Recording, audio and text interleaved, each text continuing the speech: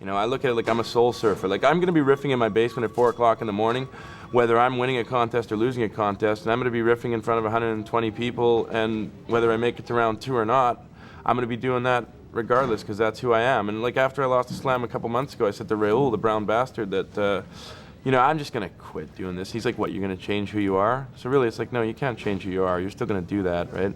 Whether you win or lose. Why do you compete?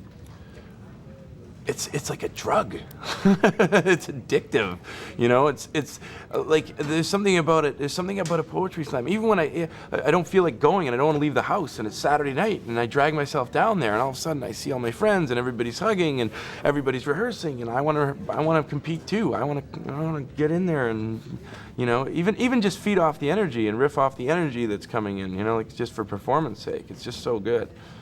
What is it about you that's hard, that makes it hard for you to win?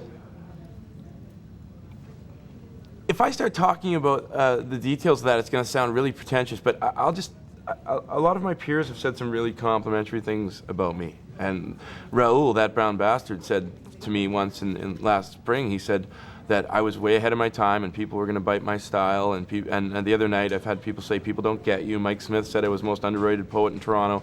So, and Spencer and Amanda Hebert have both said that I was their favorite poet in Toronto. So these are people who are slam poet champions and people that I respect, and I respect their opinions. So that to me is like so pricelessly much more valuable than winning a poetry slam. And as far as from a mythic standpoint, you know, if I look back, if I'm looking at sort of my trying to perpetuate my myth or something, it's much better to be a popular poet who doesn't win, I guess. It's much better to be the artist who's misunderstood.